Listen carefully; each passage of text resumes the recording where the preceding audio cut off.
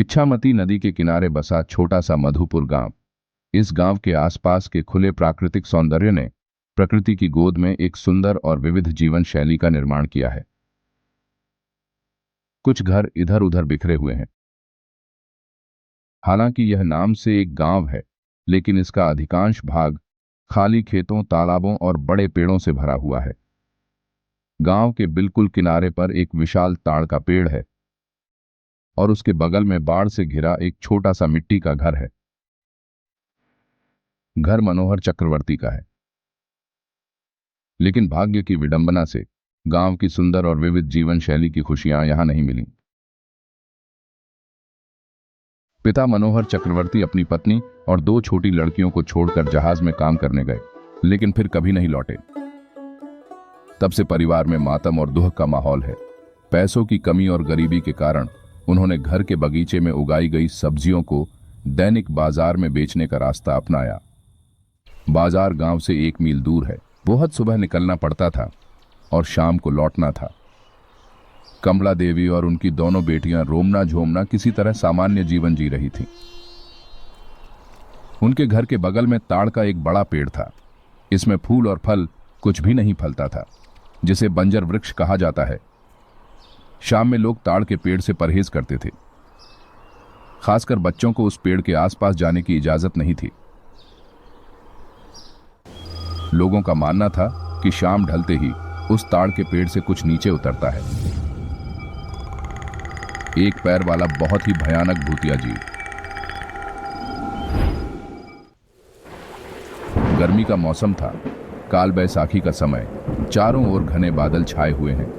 तूफान उठ खड़ा हुआ है।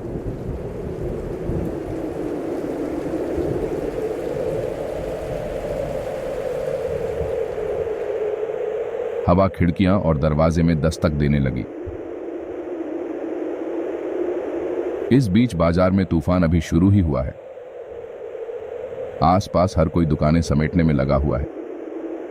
कमला भी घर लौटने की तैयारी कर रही थी कि अचानक बिशु ने आवाज दी। मुझे लगता है तूफान आएगा, थोड़ा ठहर जाओ। नहीं विशु दादा, रुकने से नहीं चलेगा। मुझे जल्द से जल्द घर पहुंचना है। जैसे ही कमला की बात खत्म हुई, बिजली की चमक के साथ बारिश की बड़ी बड़ी बूंदें नीचे गिरने लगी। बेटी, इस तूफान में तुम पहुंच नहीं पाओगी और ये तूफान इतनी जल्दी खत्म नहीं होगा। तेज तूफान है। बात सुनो मेरा, यहीं रुको। पर ना पहुंचे तो? कमला की बात खत्म नहीं हुई। चारों ओर काले घने बादल छा गए और काल बैसाखी में तेज गरज चमक के साथ बारिश होने लगी। तीव्र वेग से शुरू हुई तूफानी बारिश को 2 हताश और भयभीत आंखों से वो देखने लगी। रात का अंधेरा धीरे धीरे घना होता जा रहा है। बारिश अभी थमी नहीं है। तूफान धीमा हो गया है, लेकिन बारिश पूरे जोरों पर जारी है। घर के बाहर 2 बहनें बैठी हैं। रूमना ने कहा, ए झुमना, रात होने वाली है। हाँ रे दीदी, माँ कब आएगी? पता नहीं, शायद आज नहीं आएगी। सच बोल रही है दीदी, माँ नहीं आएगी। नहीं रे, मौसम को देख, ऐसी तूफान में माँ कैसे आएगी? मुझे बहुत डर लग रहा है। डर मत, माँ शायद सुबह ही आ जाए। मुझे बहुत ही डर लग रहा है। डर मत, चल अंदर चलते हैं। बाहर बैठ के कोई फायदा नहीं है। दोनों बहनें अंदर चली गईं और दरवाजा बंद कर दिया। बाहर अभी भी हवा चल रही है। बारिश की रफ्तार के साथ रात का अंधेरा बढ़ने लगा है। धीरे धीरे घर के आसपास गहरा अंधेरा छा गया। सुबह के बने हुए चावल थे। दोनों बहनों ने वहीं खाकर सो गईं। जमे हुए अंधेरे के चारों ओर प्रकाश के एकमात्र स्रोत के रूप में बस एक लालटेन जल रहा था।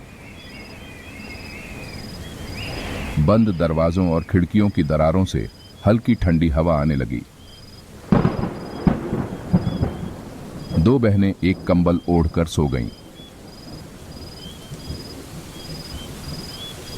रुमना, अरे ओ रुमना, झुमना, तुम सब किधर गए? दरवाजा खोलो। रात का कौन सा समय होगा? करीब 2 या 2:30 बजे। चारों ओर से हवा की आवाज अब भी आ रही है। आवाज सुनकर रुमना जाग गई। ऐसा लग रहा था मानो कोई उनका नाम पुकार रहा हो। मन का वहम सोचकर वह दोबारा सोने जा रही थी, तभी वो आवाज फिर से सुनाई दी। कहाँ चले गए तुम दोनों? दरवाजा खोल दो, मैं आ गई। बाहर बहुत तूफान है, मैं भीग गई हूँ, दरवाजा खोल दो। फिर वही आवाज रुमना के कानों में आई। वह कांपते हुए उठ बैठी। कमरे में काफी अंधेरा हो गया है। लालटेन की रोशनी भी कम हो चुकी है। दरवाजे की दिशा से अभी भी धीमी आवाज आ रही थी और दरवाजा खटखटाने की हल्की सी आवाज आ रही थी। रुमना ने फिर सुना, रुमना, दरवाजा खोल दो, मैं आ गई हूँ, तुम्हारी माँ। रुमना, नहीं, ये तो सच में ही माँ है, मतलब माँ आ गई है। उसके चेहरे और आंखों पर अत्यंत आश्चर्य और प्रसन्नता की छाप छा गई। बहन अभी भी सो रही थी और इन सब से अनजान थी। रुमना बिस्तर से उतरी और धीरे धीरे दरवाजे की ओर बढ़ी और दरवाजा खोला। जब उसने दरवाजा खोला तो सामने उसकी माँ खड़ी थी। अंधेरे में पूरी बात समझ नहीं आई, लेकिन बाहर से आ रही बिजली की चमक स्पष्ट न होते हुए भी वह समझ गई कि उसकी माँ उसके सामने खड़ी है। खुशी से कहा, माँ, तुम इतनी रात में? हाँ रुमना, मैं ही हूँ। तुम दोनों को छोड़ के अकेले मैं रह सकती हूँ क्या? इसलिए तो दौड़ के आई तुम्हारे पास। उसने तुरंत अपनी माँ को गले लगा लिया। बच्ची अपनी माँ को अपने पास देख भूल गई कि वो भीगी हुई है। बहन, देख देख, अरे छोड़ छोड़, मैं तो भीग चुकी हूँ। वह अपनी बहन को यह बताने के लिए बुलाने जाती है कि उसकी माँ यहाँ है, लेकिन जैसे ही वह उसे गले लगाती है, कमला तुरंत उसे दूर झटक देती है। रुमना थोड़ा चौंकी। उनकी माँ की कपड़े पानी में भीग गई है। माफ कर देना माँ। ठीक है, छोड़ दे, सब समझती हूँ मैं। इस बारिश में भीग जाएगी तो ठंड लग जाएगा। चल अंदर चल, जल्दी से अंदर चल। माँ की आवाज में फिर वही वात्सल्यपूर्ण ममता उभर आती है। दरअसल इतने तूफान के बाद उसे अपनी माँ को बाहर खड़े नहीं रखना चाहिए था।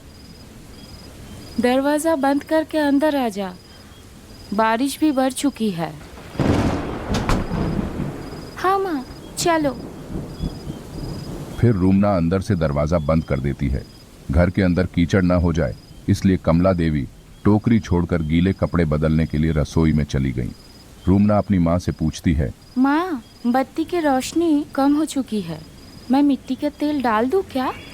नहीं, छोड़ दे, वैसे भी बहुत रात हो चुकी है, बत्ती लेके क्या करूँगी, सोना ही तो है। ठीक है माँ। तुम दोनों ने खाना खाया? हाँ माँ। जा जाके सो जा, मैं भी आ रही हूँ। कुछ खाने के लिए दे दूँ माँ? नहीं, उतने से नहीं होगा, तुम दोनों सो जाओ, अगर मुझे भूख लगेगी तो मैं खा लूंगी। कमला देवी ने अंदर से कपड़े बदलते हुए जवाब दिया। रुमना बिना बात किए सो गई। बहन अभी भी सो रही है। उसने अपनी बहन को धीरे से बुलाया। हे झुमना, झुमना, माँ आ गई है, पता है तुमको? झुमना ने नींद भरी आवाज में उत्तर दिया। माँ, कहाँ है दीदी? ये लो, मैं आ गई हूँ। माँ। कमला देवी आकर बिस्तर पर सो गईं। झुमना नींद में अपनी मां से लिपट गई। फिर वो दीदी की तरफ मुंह फेर कर सो गई। मैं पीठ सहला देती हूँ, तुम सो जाओ। बहुत समय बीत गया। बारिश रुक गई है। बाहर से मेंढकों की आवाज आ रही है और झुमना अचानक असहज महसूस करने लगती है। उसने आंखें खोलीं। उसके चेहरे और आंखों पर दर्द का एक अजीब सा भाव उभर आया। उसने धीरे से दीदी को जगाया। क्या हुआ? क्यों बुला रही है? हे दीदी, पीठ बहुत दर्द हो रही है। माँ को बोलना पीठ सहला देने के लिए। झुमना नींद में कमला देवी को बुलाने जाती है। तभी अचानक एक भयानक दृश्य देखकर वह चौंक जाती है। अपनी आंखों के सामने एक भयानक दृश्य, अजीब, बदसूरत और भयानक एक प्राणी अपने लंबे तेज कांटों जैसे जीभ के साथ लगातार उसकी बहन की पीठ को चाट रहा है।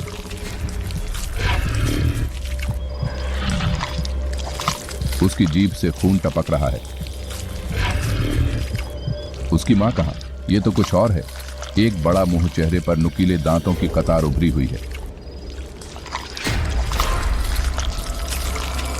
भय और घबराहट के कारण उसकी जबान से कुछ भी नहीं निकला और वह फिर से बिस्तर पर सो गई। झुमना फिर कहती है, बोला तुमने दीदी, तो बहुत ज्यादा दर्द हो रहा है और जलन भी।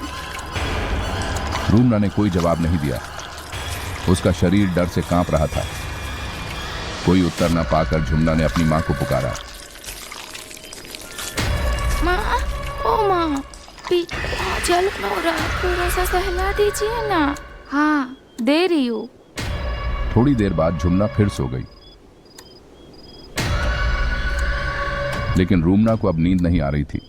वह करवट लेकर लेटे लेटे डर के साथ सोचने लगी। इस रात में कौन आया? वह सोच ही रही थी कि क्या करे। अचानक झुमना के चेहरे पर दर्द के भाव आ गए। उसने फिर आंखें खोलीं और दीदी को आवाज दी। दीदी। तभी रूमना उसकी ओर मुड़ी और उसे चुप रहने को कहा। माँ नहीं आई है। हमारे बगल वाले तार की पीठ से भूत आया है। हम लोगों को अभी भागना पड़ेगा। झुमना चौंक गई। भय से उसकी नींद उड़ गई। जब वह पूछने गई तो वह उसके कान में फुसफुसाकर कहती है, दीदी, कैसे कैसे बचेंगे हम? बहुत डर लग रहा है और पीठ में भी जलन हो रहा है। चुप, कुछ करती हो। माँ, ओ माँ, पिसाव आई है। जाओ क्या? जा, जल्दी आना। पर माँ, डर लग रहा है। बहन को साथ में ले जाओ। ठीक है, जा, पर जल्दी आना। बाहर मौसम भी खराब है और उस तरफ का तार का पेड़ भी अच्छा नहीं है। एक पैर वाली भूत रहता है उधर। मुश्किल हो जाएगा, जल्दी से आ जाना। कमला देवी के स्वर में जवाब आया। दोनों बहनें धीरे धीरे बिस्तर से उठीं और दरवाजे की ओर आईं। रूमना ने उसका हाथ कसकर पकड़ लिया और दरवाजा खोलकर बाहर चली गई। फिर धीरे धीरे दरवाजे पर कुंडी लगाते ही दरवाजे में एक हल्की सी आवाज हुई। तुरंत अंदर से एक तेज खून जमा देने वाली चीख निकली। तुमने मुझे बंद कर दिया, बदमाश बच्चे। खोल खोल, जल्दी से खोल, वरना तुम दोनों की गाल मरोड़ दूंगी। भाग, जल्दी भाग बहन, जल्दी भाग। दीदी, मेरा पीठ बहुत दर्द हो रहा है। भाग भाग, जल्दी भाग, भाग जल्दी, भाग भाग, जल्दी भाग। इतना कहकर दोनों बहनें तेज गति से भागने लगीं। पीछे से दरवाजा खटखटाने की आवाज और उस अजीब सी चीख की आवाज आने लगी।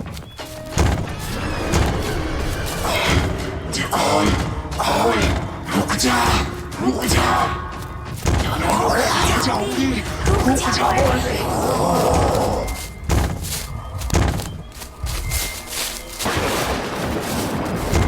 कुछ ही पलों में दरवाजा तोड़कर जीव अपने एक पैर पर कूदकर बाहर आ गया और बड़ी तेजी से उनका पीछा करने लगा। फिर आसमान टूट पड़ा और तेज आंधी के साथ बारिश होने लगी।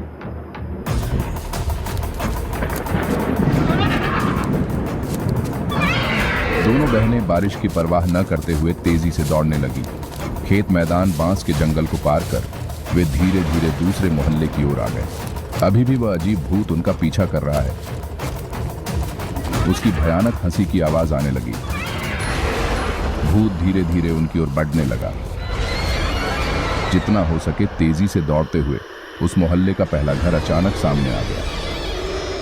खोलो खोलो दरवाजा खोलो, बचाओ बचाओ, खोलो खोलो दरवाजा खोलो, खोलो खोलो, बचाओ हम लोगों को, खोलो बचाओ दरवाजा खोलो, बचाओ बचाओ।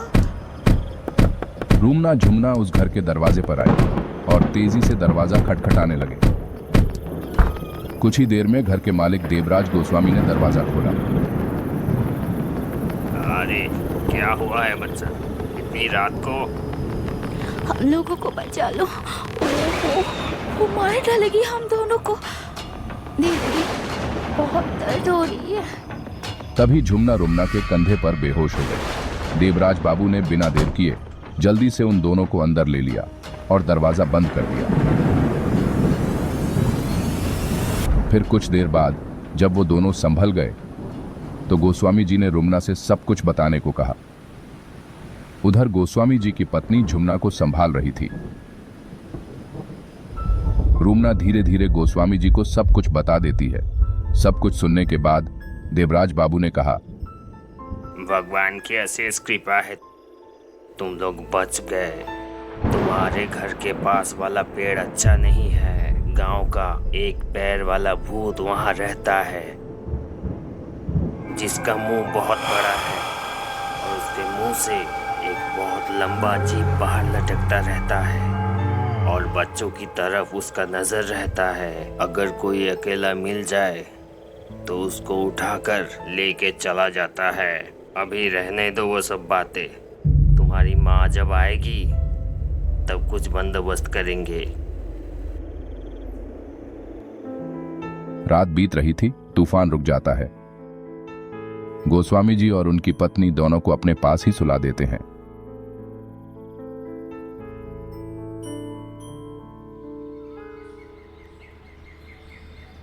ओ गोस्वामी जी, दरवाजा खोलिए। ओ गोस्वामी जी, दरवाजा खोलिए ना, मैं कमला हूँ। इतनी सुबह अब कौन आया है? आती हूँ, रुको। उन्होंने दरवाजा खोला तो उनको एक औरत दिखाई दी। चेहरे पर भय के भाव, डर से चेहरा सूख गया है। गोस्वामी जी की पत्नी समझ गई और उसे अंदर बुला लिया। गोस्वामी जी आए। उन्होंने धीरे धीरे सारी घटना बताई। रुमना झुमना सही सलामत है, यह सुनकर कमला देवी का चिंतित मन थोड़ा शांत हुआ। उसने दर्द भरी आवाज में पूछा, मेरी बच्ची किधर है? वो लोग ठीक है, सो रहे हैं। सब बंदोबस्त कर दिया है, चिंता मत करो। लेकिन गोस्वामी जी, अब क्या होगा? ऐसी अवस्था में ये घर छोड़ के कहाँ जाऊंगी? सुबह घर जाके देखी, पूरा घर टूटा हुआ है, सब बिखरे पड़े हैं। फिर जमीन में पैर की निशान देख के दौड़ के आए इधर। अच्छा ठीक है, देख रहा हूँ बच्चे सो रहे हैं, तुम कुछ खा लो। दोपहर को मैं कुछ लोग और तांत्रिक बुला के लाऊंगा। दोपहर में देवराज बाबू, कमला देवी और रुमना झूमना उनके घर गए। लोगों की मदद से वो भूतिया पेड़ उखड़ गया और पड़ोस के गांव के एक तांत्रिक ने उस स्थान पर यज्ञ किया और कहा, इस जगह को मैंने मंत्रों से बंधन कर दिया है और चिंता की कोई कारण नहीं है। कुछ दिन बाद यहाँ अच्छे से सब्जी लगाना। इस जमीन में सब्जी उगाने से पैसों की कमी नहीं रहेगी। तब से कमला देवी उस जमीन पर सब्जी उगाने लगी और पैसे कमाने के लिए उन सब्जियों को बाजार में बेचने लगी। LDDDकियों को स्कूल भेजकर शिक्षित करने लगी। इस प्रकार कमला देवी के परिवार में एक सुंदर सुखी परिवार का निर्माण हुआ।